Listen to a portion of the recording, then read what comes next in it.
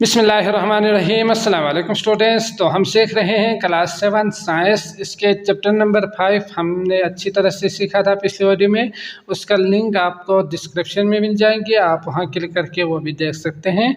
तो इस वीडियो में हम इसके क्वेश्चन नंबर ए और बी को अच्छी तरह से सीखेंगे, समझेंगे। ठीक, तो वीडियो शुरू करने से पहले आपसे एक रिक्वेस्ट है कि हमारे चैनल को सब्सक्राइब कीजिएगा। अगर वीडियो पसंद आए तो लाइक भी ज़रूर कीजिएगा। इसके अलावा बाकी वो तमाम वीडियोज़ का लिंक भी आपको डिस्क्रिप्शन में मिल जाएंगे, आप वहां क्लिक करके वो भी देख सकते हैं। ठीक, तो शुरू करते हैं। आपके पास क्वेश्चन नंबर ए एमसीक्यूज दिया हुआ है, choose the correct option. Part 1 है न्यूट्रॉन कैरी। तो न्यूट्रॉन के पास जो है क्या है, नो इलेक्ट्रिक चार्ज होते हैं, चार्ज नहीं होते। पॉजिटिव चार्ज है, नेगेटिव चार्ज है या यूनिट चार्ज है। तो हमने देखा था कि इलेक्ट्रॉन जो है ना वो न्यूक्लियस के अंदर मौजूद होते हैं प्रोटॉन के साथ मिलके। ठीक, तो इसके कोई चार्ज नहीं होते। प्रोटॉन के पॉजिटिव चार्ज होते हैं, इलेक्ट्रॉन के नेगेटिव चार्ज, और जो न्यूट्रॉन है उसके कोई चार्ज नहीं होते। समझ गए? तो आपने ये याद रखना है। तो यहाँ पे न्यूट्रॉन कैरी नेगेटिव चार्ज है, पॉजिटिव चार्ज है या नो इलेक्ट्रिक चार्ज है, तो आपने इसके ऊपर टिक कर देना है नो इलेक्ट्रिक चार्ज के ऊपर। समझ गए? पार्ट 2 है आपके पास the smallest particle of an element. तो एलिमेंट का स्मॉलेस्ट पार्टिकल्स कहा है यहाँ पे। ठीक, जैसे कि हमने हमारे बॉडी का जो बेसिक यूनिट कहा था सेल, तो इसी तरह यहाँ पे याद रखना है smallest particle of an elements कहा हो तो ये होते हैं आपके पास एटम। ठीक, एटम का जो है ना, एटम जो है वो स्मॉलेस्ट पार्ट होते हैं, स्मॉलेस्ट पार्टिकल होते हैं, तो इसके ऊपर आपने टिक कर देना है। इसके बाद है carbon has mass number of 12, it has proton and neutron.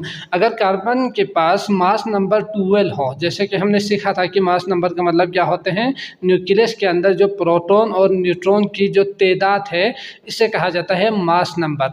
तो अगर हम देखेंगे तो ये मास नंबर 12 हो तो प्रोटॉन और न्यूट्रॉन जो अलग अलग है उसकी जो तादाद है वो क्या होगी। तो हम डायरेक्ट ऑप्शन को ही देखकर बता सकते हैं कि अगर दोनों को मिला के 12 हो तो यहाँ पे आप देखेंगे 6 और 6 मिलाएंगे तो ही 12 हो सकते हैं, बाकी 12 + 6 करेंगे तो नहीं होंगे, 12 + 12 6 + 12 करेंगे तो कभी भी नहीं होंगे। यही है ना।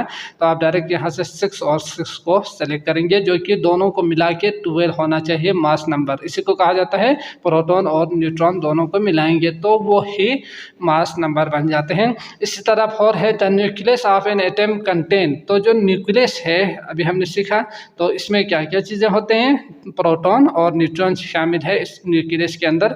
तो यहाँ पे प्रोटॉन, इलेक्ट्रॉन, न्यूट्रॉन ये तो एटम में शामिल है ना। अगर एटम हो तो फिर यकीनन ये तीनों होंगे, electron and proton, proton and electron, proton and neutron. तो यहाँ पे ये ऑप्शन है प्रोटॉन और न्यूट्रॉन, तो आपने इसके ऊपर टिक कर देना है।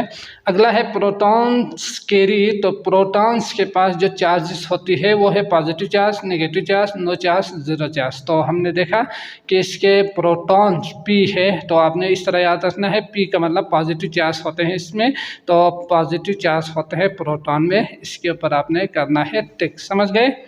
अगला है 6 the atomic number of an element. तो एटॉमिक नंबर किसी भी एलिमेंट्स के अंदर जो एटॉमिक नंबर्स होते हैं वो होते हैं टेल्स, हमें बताते हैं द नंबर ऑफ, उसके अंदर किस चीज़ के नंबर्स को एटॉमिक नंबर्स कहा जाता है, यही है ना। तो हमने सीखा कि जो प्रोटॉन है उसकी तादाद को हम साइंटिफिकली एटॉमिक नंबर कहते हैं, तो इससे कहा जाता है एटॉमिक नंबर। ठीक, तो electron and neutron, proton and neutron, neutron only ये नहीं है, बल्कि प्रोटॉन की जो तादाद है इसे कहा जाता है एटॉमिक नंबर। समझ गए? तो आपने इसके ऊपर करना है टिक। अगला है 7 if the atomic mass of nitrogen. अगर एटॉमिक मास ऑफ नाइट्रोजन के इज 14, अगर एक एटम है जिस नाइट्रोजन, उसके एटॉमिक अगर मास 14 हो। ठीक, एटॉमिक मास जो हमने सीखा था न्यूक्लियस के अंदर जो दो चीज़ें होते हैं प्रोटॉन और न्यूट्रॉन, इसे कहा जाता है एटॉमिक मास। यही था ना। अगर ये दोनों को मिला के 14 हो जाए तो एंड इट हैज़ 7 न्यूट्रॉन, अगर इसके 7 न्यूट्रॉन हो तो इसके बाद how many electron does the nitrogen atom have, तो अब सवाल में प्रोटॉन नहीं कहा है बल्कि इलेक्ट्रॉन कहा है। तो आपने यहाँ से इस चीज़ को समझना है कि अगर न्यूट्रॉन साथ हो तो प्रोटॉन भी साथ होंगे। अगर प्रोटॉन साथ हो तो इसका मतलब इसके गिर्द जो घूमते हैं इलेक्ट्रॉन, उसकी जो तादाद है वो प्रोटॉन के बराबर ही होते हैं, यही है ना। तो आपने इसको 7 लिख के भी, तो आप देख सकते हैं यहाँ इलेक्ट्रॉन की तादाद भी 7 है। तो यहाँ ऑप्शन जो है वो डी सही है, आपने इसके ऊपर टिक कर देना है जो कि 7 है। समझ गए, आपने सॉल्व करके आंसर निकालनी है और चूज़ कर देना है आंसर को। 8 है आपके पास, the mass number of an atom is represented by, तो मास नंबर, तो ये हमने सीखा कि ये एटॉमिक मास होते हैं, तो इसके लिए हम Z से शो करते हैं, लेकिन मास नंबर के लिए हम A से शो करते हैं। तो ये आपने करना है, इसके लिए ए पार्ट ए है, उसके ऊपर आपने टिक कर देना है। इसके बाद है nitrogen is an element with the symbol N, तो नाइट्रोजन के लिए हम N से ही शो करते हैं, यही है ना। And the atomic number is 7, अगर एटॉमिक नंबर जो है ना वो 7 हो, ठीक। It's electronic configuration is represent is, तो इसके गिर्द जो इलेक्ट्रॉन गर्दिश कर रहे हैं इस तरह, अगर एटॉमिक नंबर अगर 7 हो तो इसका मतलब इसके एक शेल में 2 ही होंगे, इसके बाद बाकी जो बचेंगे वो दूसरे शेल में होंगे। अगर 10 से कम हो तो ठीक, 10 से ज़्यादा हो तो वो तीसरा शेल भी बनेंगे, यही है ना। तो इसका मतलब पहले में 2 होंगे और दूसरे में जो एटॉमिक जो है उसमें 7 था टोटल, तो उसमें बाकी जो एलिमेंट्स है या इलेक्ट्रॉन है वो यहाँ पे गर्दिश कर रहे होंगे, ठीक। तो इसका मतलब 2 के बाद बाकी बचा 5, तो इसका मतलब क्या हुआ 2 और 5 है इसका जो इलेक्ट्रॉनिक कन्फिगरेशन है वो। तो पार्ट ए सही है, आपने इसके ऊपर टिक कर देना है 2 और 5, समझ गए। इसके बाद 10 है what is the sequence of the elements, तो हमने देखा पीरियोडिक टेबल में, इन द पीरियोडिक टेबल कि किस तरह से सीक्वेंस बनाया हुआ है। तो उसके जो नंबर है वो ऊपर इस तरह से शो किया हुआ था ना, ये 1 करके, तो ये होते हैं सीक्वेंस की फॉर्म में 1 2 करके दिया हुआ होता है। तो जो सीक्वेंस है वो नंबर्स के हिसाब से होते हैं, आपने देखा। तो यहाँ पे नंबर भी गिवन है, अगर नहीं हुआ होता तो शायद थोड़ा सा डिफिकल्ट हो सकते थे याद रखना या याद करना, यकीनन समझना। यहाँ पे नंबर्स भी गिवन है, इसका मतलब 2 है, इसके बाद 3 है, 4 है, 7 है, तो इसी सीक्वेंस से होंगे ना। तो पहला होंगे आपके पास हीलियम, फिर इसके बाद होंगे लिथियम, इसके बाद होंगे आपके पास बेरिलियम, और इसके बाद आखिर में आपके पास नाइट्रोजन होंगे, ठीक। तो ये कहाँ पे है, हीलियम लिथियम, तो हीलियम लिथियम बेरिलियम और लास्ट में नाइट्रोजन है। तो यहाँ ये होंगे, पहला वाला ऑप्शन सही होंगे, ठीक। इसके ऊपर आपने टिक कर देना है, समझ गए। अगला देखते हैं। अगला है question number B, short questions दिया हुआ है। पार्ट 1 है an atom has an atomic number of 8 and a mass number of 16, ठीक। तो पहले इसको समझते हैं। अगर एक एटम हो ना, इसके अंदर जो है वो 2 चीज़ें आप जानते ही है न्यूक्लियस में पाए जाते हैं, एक है प्रोटॉन और एक है न्यूट्रॉन, समझ गए। तो ये जो मास नंबर होते हैं इसका मतलब क्या होते हैं, 16 जो उन्होंने दिया हुआ है वो होते हैं, इन दोनों को अगर आप मिलाएंगे तो वो होते हैं 16, यही है ना मास नंबर है। इसका मतलब प्रोटॉन और न्यूट्रॉन को प्लस करेंगे तो वो बन जाते हैं मास नंबर। तो उन्होंने दिया हुआ है प्रोटॉन और न्यूट्रॉन को दोनों को मिला के 16 दिया हुआ है। इसके बाद एटॉमिक नंबर ऑफ 8 दिया हुआ है। तो एटॉमिक नंबर का मतलब होता है क्या है, एटॉमिक नंबर जो नंबर है उसका मतलब होते हैं नंबर ऑफ प्रोटॉन, उसके अंदर जो प्रोटॉन की तादाद है उसे कहा जाता है एटॉमिक नंबर, यही है ना। तो आप देख सकते हैं एटॉमिक नंबर जो दिया हुआ है वो है 8, तो इसका मतलब प्रोटॉन की जो तादाद होंगे वो 8 ही होंगे, ठीक। तो आपके पास पहले सवाल का जवाब तरतीब से हम बाद में लिखेंगे भी। इसके बाद आपके पास न्यूट्रॉन की जो तादाद है वो कितना होंगे, तो आप देख सकते हैं कि अगर टोटल 16 हो यानी मास नंबर अगर 16 हो तो इसमें से हम अगर प्रोटॉन को निकाल देंगे तो बाकी जो बचेंगे वो होंगे न्यूट्रॉन। तो आप इसमें डायरेक्ट आप देख कर ही बता सकते हैं कि 16 अगर 8 हो, 16 टोटल हो तो फिर यकीनन न्यूट्रॉन क्या होंगे, 8 ही होंगे, समझ गए। इसके बाद अगर हम इलेक्ट्रॉन की बात करें तो आप जानते ही हैं कि अगर किसी भी एटम में अगर आप देखेंगे तो उसके अंदर जो प्रोटॉन है उसकी तादाद और इलेक्ट्रॉन की तादाद हमेशा बराबर ही होते हैं, यही है ना। ये पॉजिटिव चार्ज और ये नेगेटिव चार्ज बराबर होते हैं तब जाके ये न्यूट्रल होते हैं न्यूट्रॉन।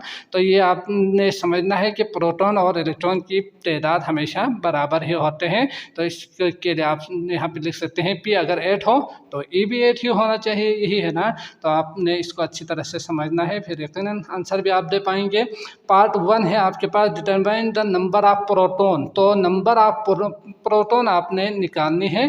तो नंबर ऑफ प्रोटॉन्स वो हमेशा किसके इक्वल होते हैं, एटॉमिक नंबर के बराबर ही होते हैं, यही है ना, एटॉमिक नंबर के बराबर ही होते हैं, ये आपने याद रखना है। इसके बाद लिखना क्या है, अगर इफ़ एटॉमिक नंबर में शार्ट करके लिखना आप पूरा लिखिएगा। If atomic number equal to 8 then proton will be 8 ही होना चाहिए यकीनन। तो देन P इक्वल टू 8 यानी प्रोटॉन इक्वल टू 8 ही होंगे, ठीक। इसके बाद पार्ट B है आपके पास, determine the number of neutron present in it. तो न्यूट्रॉन की जो तादाद है वो आपने निकालनी है यहाँ पे।